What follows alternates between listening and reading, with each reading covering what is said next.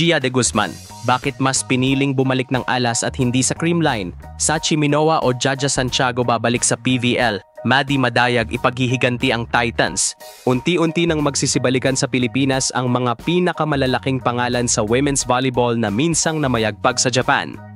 Isa-isang natatapos ang kani-kanilang international stints at habang papalapit ang mga liga sa bansa at international na commitments ng Alas Pilipinas, lalong umiinit ang usap-usapan. Babalik na ba sila sa PVL?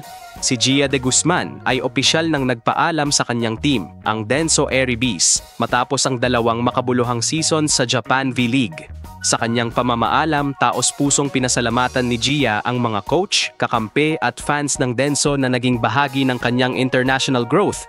Nakamit niya rito ang 2023-24 V-Cup Championship silver medal sa Kurowashiki Tournament at higit sa lahat nakapag-ipon ng karanasan at respeto bilang isang world-class setter. Ngunit habang magtatapos ang kanyang yugto sa Denso, may isang malaking tanong ang mga fans. Hindi nga ba nag-renew si Gia sa Creamline, ang team na matagal niyang pinagharian sa PVL bilang kapitana at ace setter? Ayon sa mga ulat, mas pinili raw ni Gia na ituon ang kanyang buong oras at lakas sa Alas Pilipinas, ang national team ng bansa. Matapos niyang pangunahan ang koponan noong 2023 sa 3 bronze medal finishes, kabilang ang sa Asian Challenge Cup, tila mas buo na ang loob niyang ipaglaban ang bandera ng Pilipinas.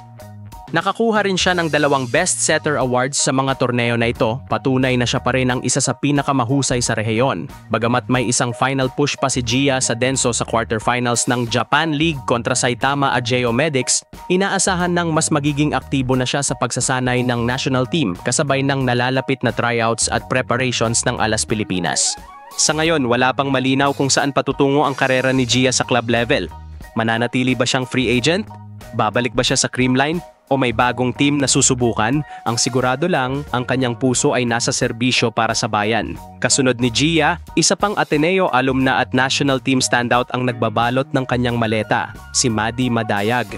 Matapos ang isang season sa Kurobe Aqua Fairies, natapos ang kanyang international stint na may halo-halong emosyon. Hindi naging maganda ang performance ng team, nagtapos sa 11th place sa 12-team league, pero para kay Maddie, ito ay isang valuable experience. Bit-bit ang bagong pananaw sa laro, naging simbolo siya ng pagiging resilient.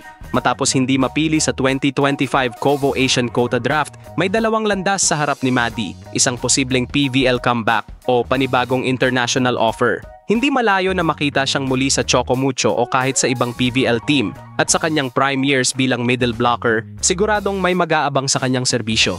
Habang ang mga Pinay volleyball fans ay abala sa pagbabalik ni Gia at Maddie, isa pang malaking pangalan ang nasa radar ng lahat, si Jaja Santiago, na ngayon ay kilala bilang Sachi Minowa matapos ang kanyang kasal sa Akari head coach na si Taka Minowa. Opisyal nang inanunsyo ng kanyang team, ang Osaka Marvelous, na siya ay aalis sa pagtatapos ng kanilang playoff campaign ngayong season. Sa loob ng halos 2 taon sa Osaka, naging bahagi si Minowa ng isang championship caliber team. Noong nakaraang season, kasama siya sa silver winning squad na halos nasungkit na ang corona, maliban sa pagkatalo sa Red Rockets. Ngayong season, muling tinapos ng Osaka ang regular season bilang top seed at lalaban sa quarterfinals kontra Astemo Rivale Ibaraki.